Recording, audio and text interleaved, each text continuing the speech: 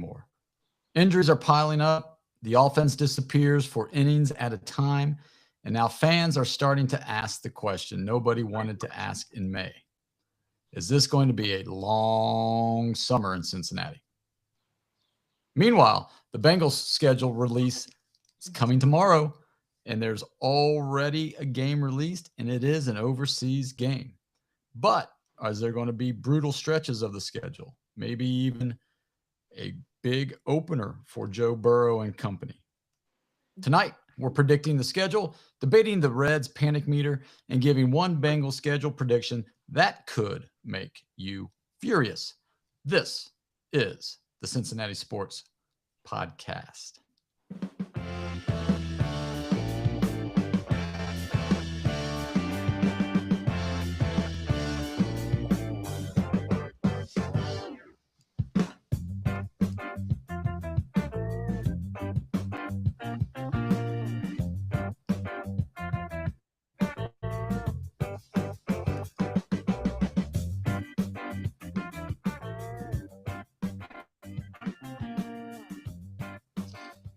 And welcome back to the Cincinnati Sports Scene Podcast. This is episode 171. I am Dave, and that gentleman right there is my son, Sam. Got a good show for you tonight. So, before we start, though, I do want you out there in listening land to leave us a comment. Are the Reds actually bad, or are they just injured? Put one word, just one word in the comments right now. And we'll get to those as we producing the show. We are live on YouTube. It is a Wednesday, 5/1/3 in the 5/1/3. So May 13th here in Cincinnati. And it's a great day for everybody. But we're going to talk Reds baseball. And right now, the panic meter. It's going back and forth. So Sam, give me from 1 to 10 your current level of panic. It's about a 7, I would say. I mean, it can't hit worth anything. They got 4 just absolute nobodies, just guys that can't do anything, just automatic outs in the lineup pretty much every day. 3 starters are now on the IL. I guess Lodolo came back, but then Williamson, Louder, and Green are still there. And what's his name down in AAA, who they were going to call up, they just put on the IL. Petty. Petty, yeah. So, I mean, they went out and signed Chris Paddock, who less than 2 weeks into the season was already DFA'd. So, yeah, that tells you where he's at in his career. So that's how desperate we are for somebody that can make a couple starts. Probably end up being more than a couple starts. I mean, it's starting pitching was supposed to be a strength of ours coming into the year, and it's past 2 weeks, that losing streak, and even since then, starting pitching has not been very good. Pitching in general just hasn't been very good. Pitching in general has not been good, yeah, and that's why, I'm probably sitting at a 7.5, 8 right now, just because, I mean, this guy who they brought up, right? I mean, I think he pitches Saturday. I think he's going to pitch Saturday. Yeah, he's going to pitch Saturday against Cleveland. He's 0-5 with a 7.63. Yeah. 7.63. I mean, we're bargain basement hunting again. I mean, you kind of have to in this situation. I mean, you don't have anybody in your system that you can call up when you put Petty on the IL. You're not going to make a trade for, because think of it, he's already been DFA'd. They're not paying him anything. No. So if he sucks, they'll DFA him and they'll go find somebody else. The next guy that was DFA'd. And you know who's still out there? Not Trevor Bauer. Nah, he can stay out there. He hasn't pitched in the big leagues in 4 years. Well, I bet you he can throw a little bit better than 7.63. I don't know, but we don't want to be all doom and gloom, but what's one reason for hope here with the Reds? I mean, I think you touched on it a little bit, but I mean, can the pitching be this bad all the time? It can't. I mean, Chase Burns has looked like an ace. Abbott's pitched a little bit better his past couple starts. Singer is what Singer is. He's not going to really be any better. He's not going to be any worse. But I mean, you got the Lodolo just came back. Green's going to be coming back in a month or so, maybe a little bit more.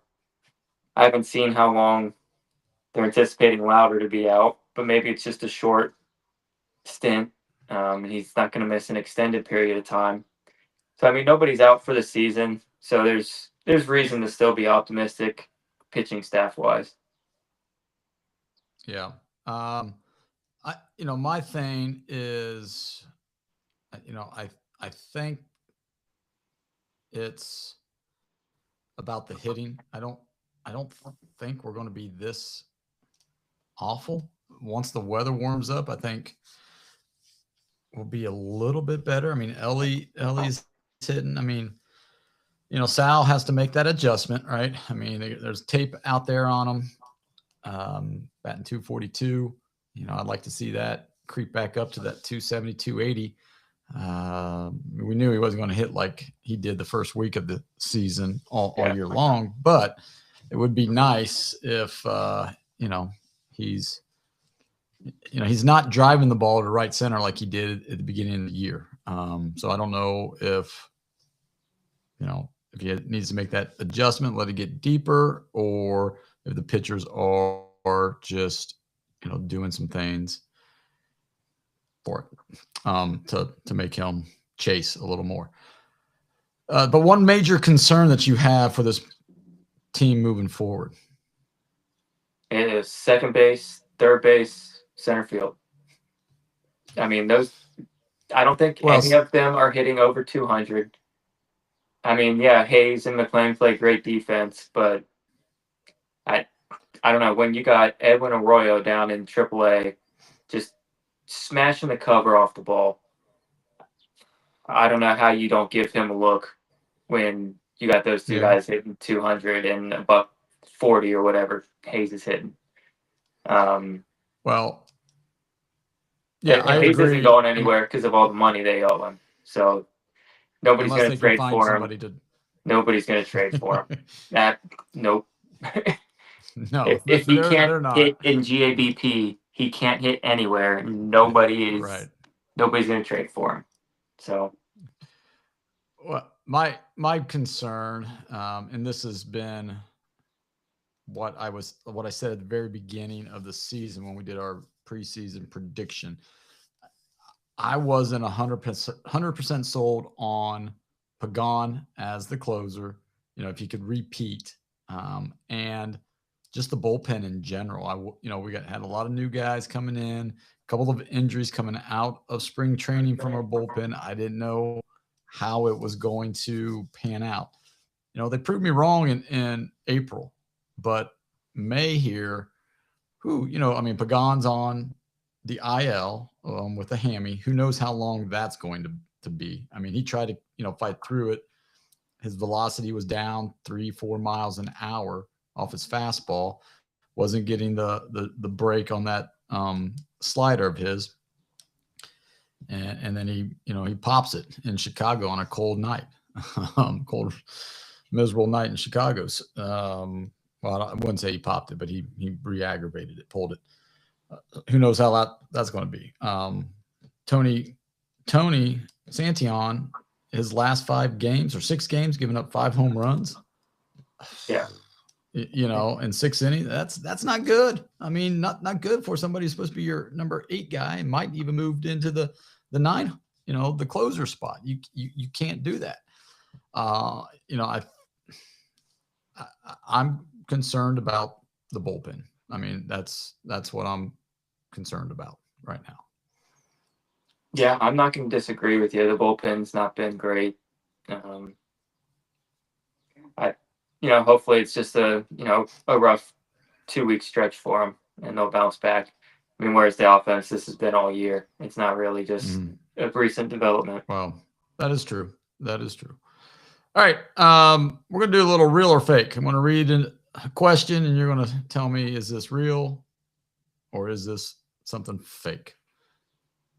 And I think based on your last answer, I know where you're going here. The offense will recover. That's fake. That's fake. See, I think it's real. I think we're going to recover. I do. I think maybe Sal will bounce back and, get up to that 270, 280, like you said. And I think Ellie will continue to hit. But I don't see the guys that have sucked to not suck. I mean, McLean, he sucked last year. He was hurt all of 2024. I mean, we saw 90 good games from him. And, I mean, essentially 3 years now of nothing from him. Right. So, I mean, Ke'Bryan Hayes has never hit. Friedel hasn't hit the last 2 years, and Friedel looks slower than dirt.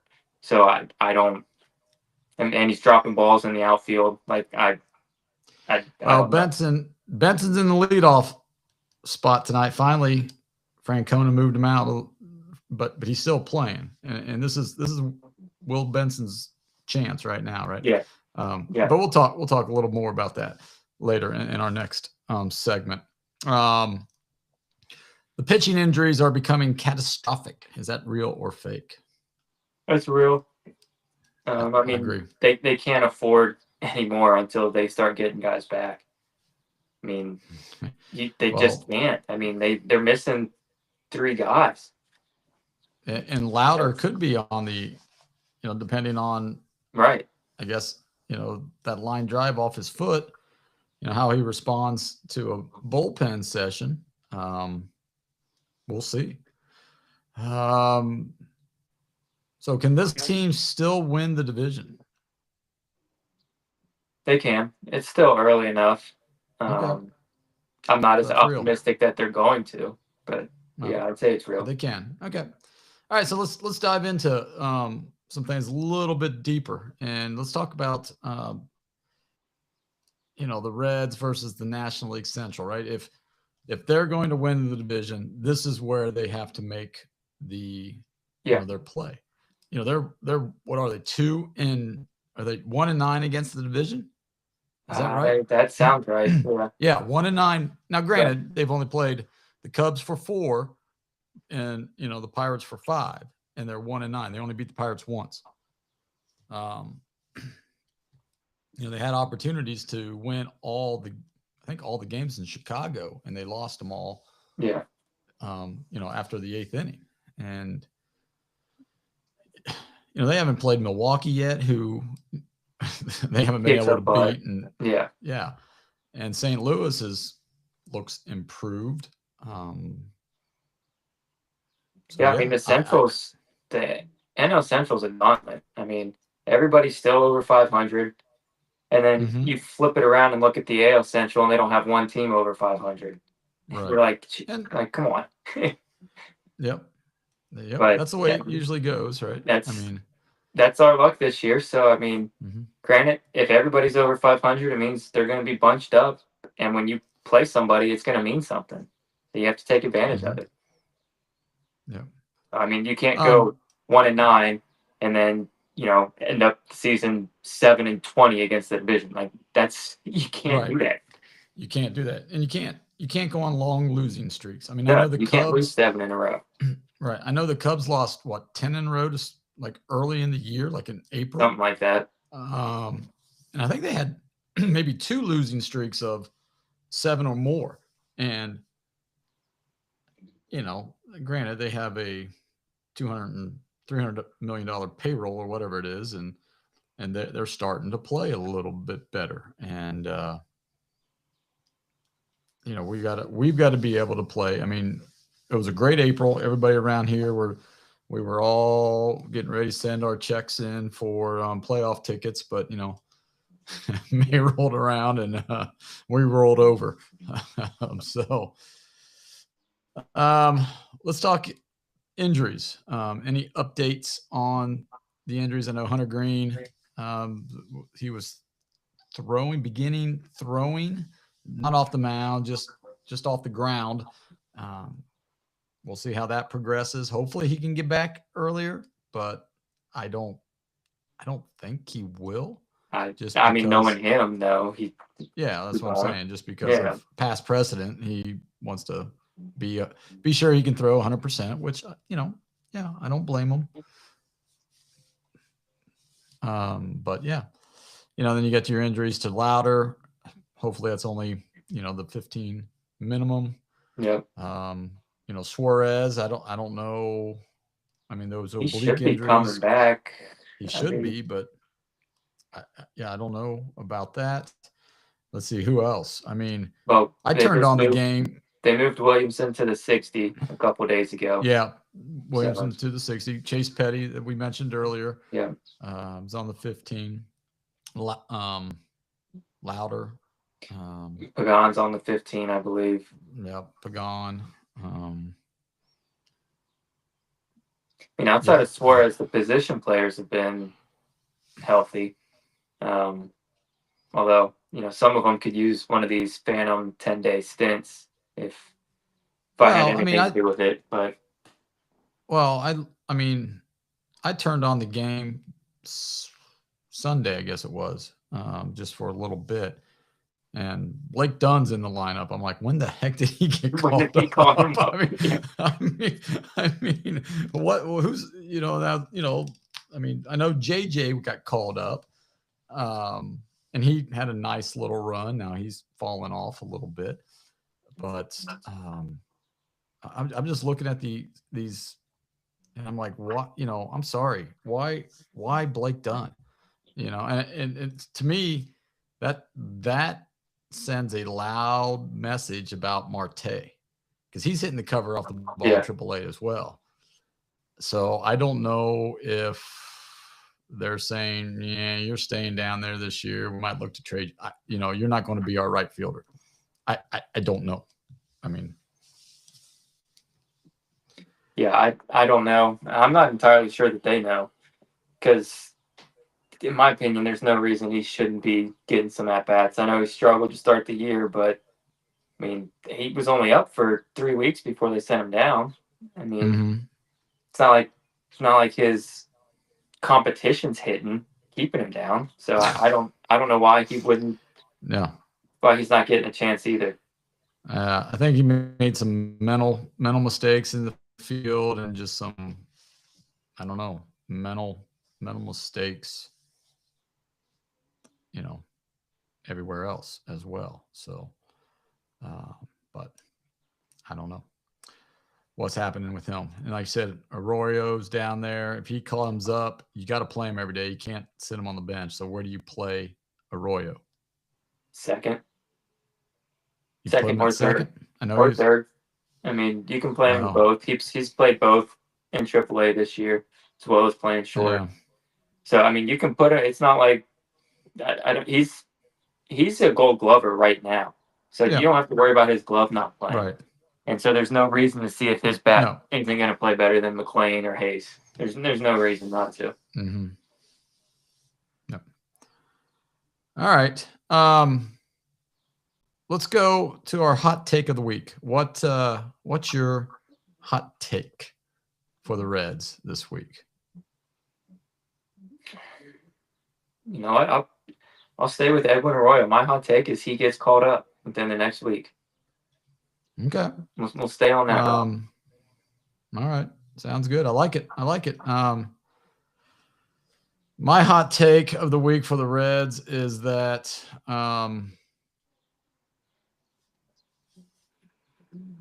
they're going to,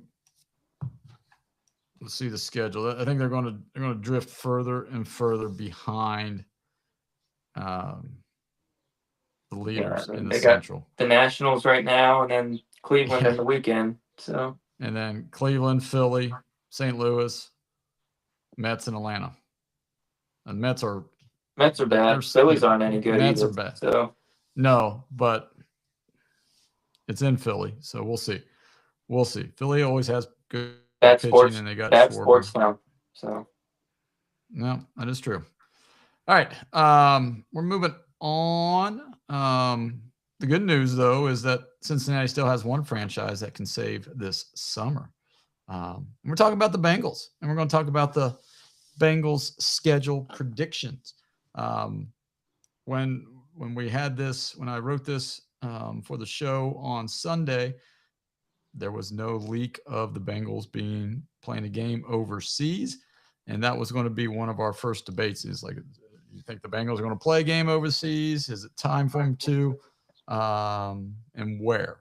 Well, the NFL answered that today. They are going to Madrid, playing the Atlanta Falcons week 9, November 8th. So I guess my question to you, is that a good game? Is that a bad game? And I don't know if that was a home or an away game. It's an away game for us. It's a Falcons home game. So that's good for us as far as revenue. Because, if Mike Brown lost a game. Whew. So take on Spain. I hate it. It's disgusting. I hate all the international games. There's no reason for us to play. The only reason is money. It's only money, because that's why you can grow the game globally. Yeah, I hate to grow the game. It doesn't need to grow. It's big enough. Big enough. These guys are making $250 million at the quarterback position. They got enough. It's big enough. We don't need to involve Europeans in everything, for crying out loud. It's disgusting. Because just look at the inverse. The inverse would never happen. There will never be a regular season soccer game from a European league in the United States. Never. And every single sports league that we have is sending teams internationally to play games to grow the game.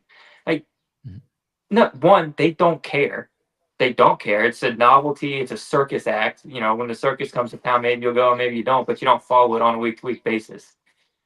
That's all football, basketball, baseball. That's all that stuff is over there. It's the Cirque du Soleil. Nobody actually cares. And so I hate it. I absolutely hate it. And they're doing more and more games. They're setting the table. In 10 years, there's going to be a Super Bowl over there, and it's going to be disgusting. And Roger Goodell should be shot if he does it. It's awful. There's what do you want to call it? The possibility of expanding the league. Yeah, it's disgusting. Yeah, it's disgusting. International, and it's going to be sort of like, you got your American Football Conference, the NFL, and then you got your IFL, the International Football Leagues. They will play, and then the Super Bowl will be played based off of those two. Yeah, it's gross. 25 years from now. No, somebody needs to put a stop to it now before it gets out of control. And I'm serious. You saw the Europeans; they were setting these teams' buildings on fire. It's gross. They're going to keep doing that to us. If it's bad. I hate it. Yep. So I guess I'm going to ask the fans here: would you travel to Spain? Who's going? Leave it in the comments. Who's going to go to Spain in November? Not a bad destination in November, but no, I'm sure Madrid's lovely. I just don't want to watch a football game then. So at 9:30 in the morning, right? Our time, 3:30 Madrid's time.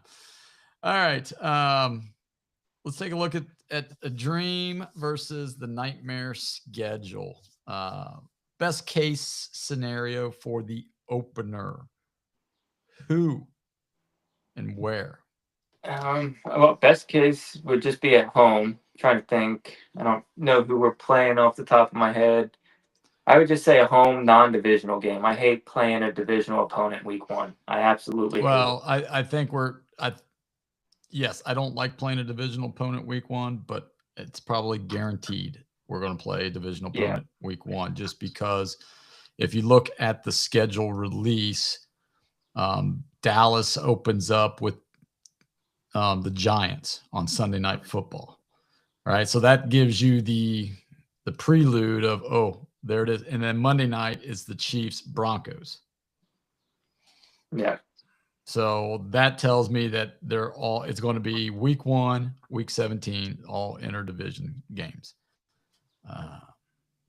So with that, I think the best case scenario might need to be a home game. Obviously, the Reds are out of town, so that makes logistics good. I mean, the Browns. I think the Browns because new coach, right? Or I mean, really, could be the Ravens too. No, the Steelers. Yeah. I'd rather play the Steelers over the Ravens. I would too, but the Ravens have new coach. Yeah, the Ravens still have players that I respect, but they lost their OC, right? I know. I don't care about all of that. I'm looking at the Steelers, and they don't even know who the quarterback is yet. Yeah. So I'd much rather go down that route of a new quarterback who's probably going to suck, or it's Aaron Rodgers who's definitely going to suck, and a new coach. Well, Aaron Rodgers and Mike McCarthy are not going to get along. I mean, they didn't get along in Green Bay. So, and we all know Aaron Rodgers can hold a grudge. Right. So, if he comes to camp and McCarthy's there, the first thing that McCarthy does that Aaron doesn't like, it'll be get your popcorn ready, as T.O. said. Worst case opener then? I would say on the road at Baltimore. I would say on the road at Baltimore, a night game, but we already know it won't be a night game. So. It won't be. So that's not the worst case scenario. Yeah. The worst case scenario maybe the Thursday night opener at Seattle, but I don't think we play Seattle this year, so I don't even know. I mean, that's the thing. Yeah, I figure out.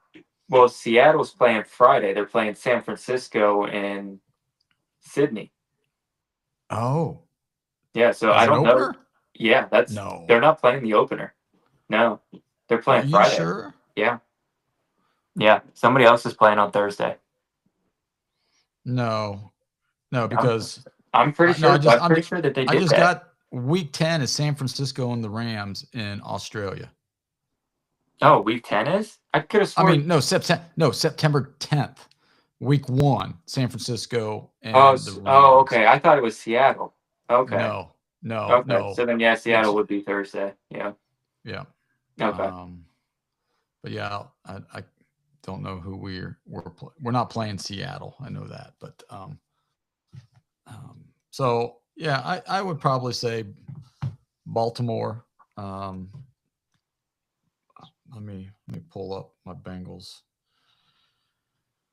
Where are we at here? It could be Baltimore, or do we have Detroit this year? I don't know. I don't remember what divisions we're playing this year. Yeah. So away games, it looks like Browns, Ravens, Steelers, Texans, Colts, Dolphins, Panthers, Commanders.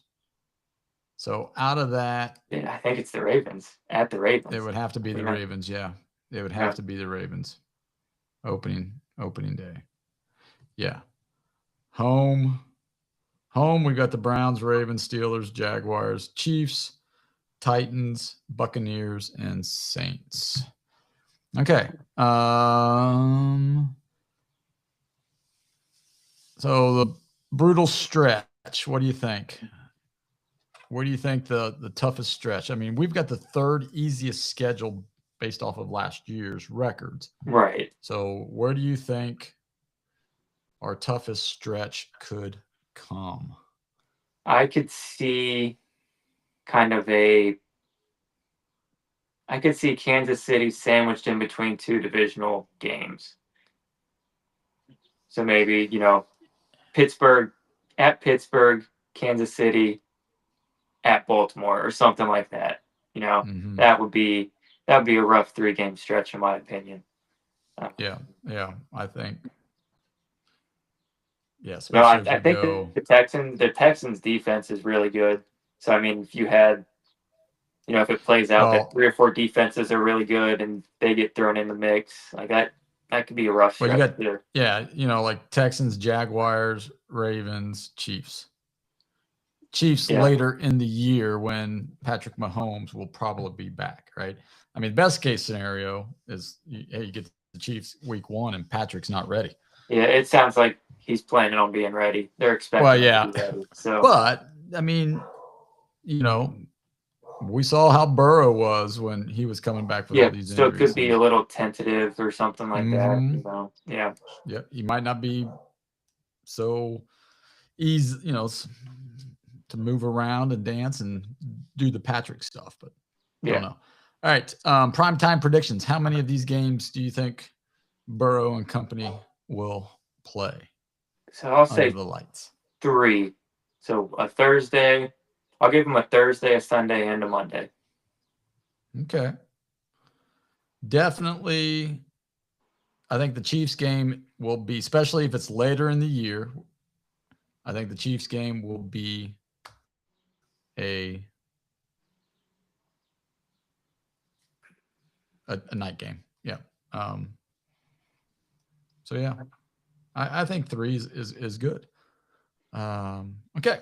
So now we're going to move on. I'm going to predict if the Bengals play on Thanksgiving, who do they play? I don't think they will. They played on Thanksgiving last year. They're not going to get 2 in a row. So I'm going to say that they don't. I was going to say they played on Thanksgiving. It's because they, you know, the NFL may just, do that to the Bengals, because they went to Baltimore 4 straight times. Yeah. Playing under the lights. And it's usually a Thursday night game. On Thursday, yeah. 3 straight years. Yeah. Thursday night game at Baltimore. So I would not be surprised if they get, I don't think they'll do. I could see the Chiefs, even though Chiefs played on, I think they played Dallas last year on Thanksgiving, I think. But that one could be a key, one for the Bengals there at home, Bengals Chiefs. Okay, so we both said about 3 Sunday night, Monday night appearances. The bye week we know is probably going to come after the Spain, so after week 9. So week 10 will probably be the bye, which would probably be good. That'd be a good bye time. It'd be a good. Yep, and then December, January, the gauntlet. Don't know about that. I don't think it'll be too bad unless, like you said earlier, where if we have like the Ravens, Chiefs, and then either the Texans or the Jaguars, somebody like that there. All right, so we're going to give one guaranteed schedule prediction now. So one of our locks. So where are you going? What is your lock for the Bengals schedule? My lock, you know what? The NFL is going to do it to them again. They're going back to Baltimore on a Thursday night. I don't know what week. I don't know if it's going to be Thanksgiving or if it'll be, a September game this year. But they're going to put them back in Baltimore on Thursday night because they've heard us complain about it. So they're going to just keep sticking it to us. This is probably going to be a lot. I mean, it should be a lock. I'm saying the Bengals open at home this year because they've been on the road 2 straight years. I think they open at home, and I will even predict the game. The Browns. They open at home against the Browns. Against the Browns. Yep. All right.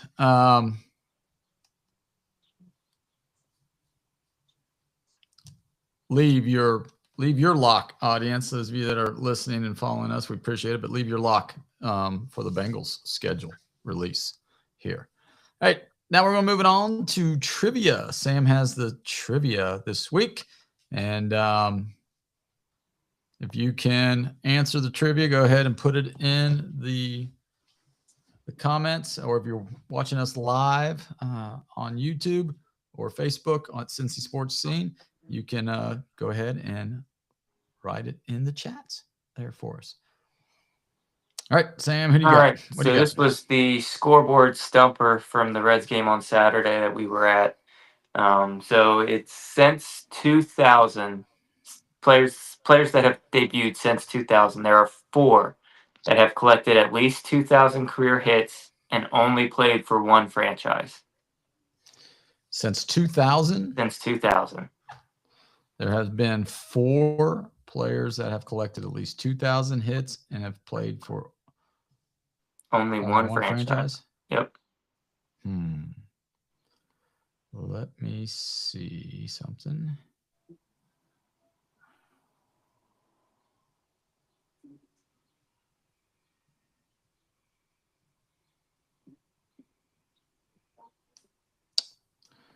Let's see. Who did we play last week? Was that it was the Astros? So the Astros, one team, 2,000 hits since 2000, huh? Since 2000, yep. Wow. Only one team.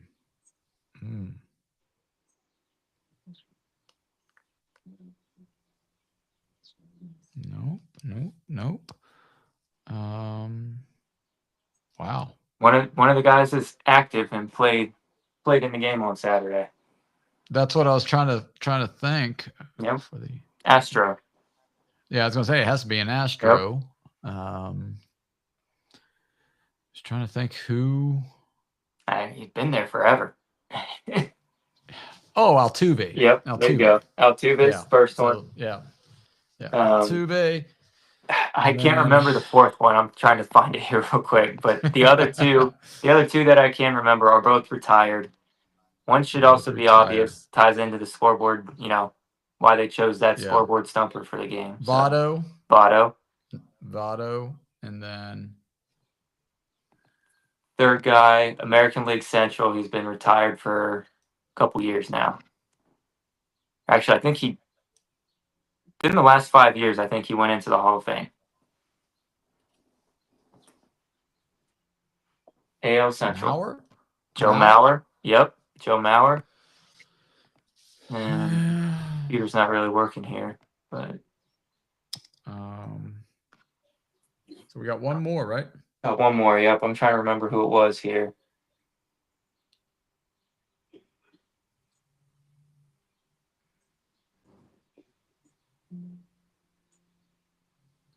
When did Todd Helton? Was he before 2000? He debuted too late or too early. Yeah, too early. Before 2000. Yeah.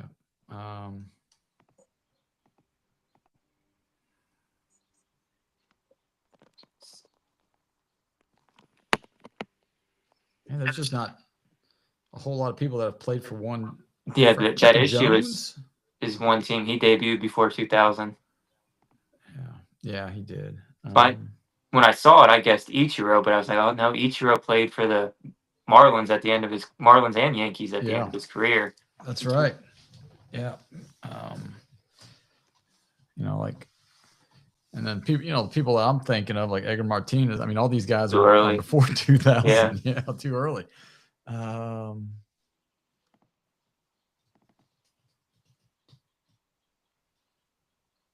don't know. I don't know. Well, you'll find it, and then we'll let you know next week of that fourth one. But if you think you know it, if you were at the game on Sunday or Saturday, go ahead and let us know that you were at the game, and then you dropped that fourth answer for us here at Cincinnati Sports Scene on YouTube. All right, that's going to wrap up our show. But before we might have it. You got it? Might have it. This looks like it might be it.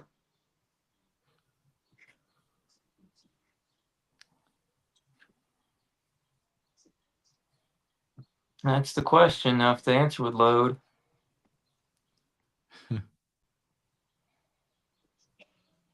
Oh, go ahead and do your thing here. All right. All right. So before we get out of here, one final question, viewer question for you. What's your biggest fear about the Reds team right now? So go ahead, just drop that in to the comments. We'll read a few of them next week. And speaking of next week, stay tuned. We'll come to you Wednesday evening about 7:15 live on YouTube. So until then, for Sam, I'm Dave. Everybody, take care. See ya.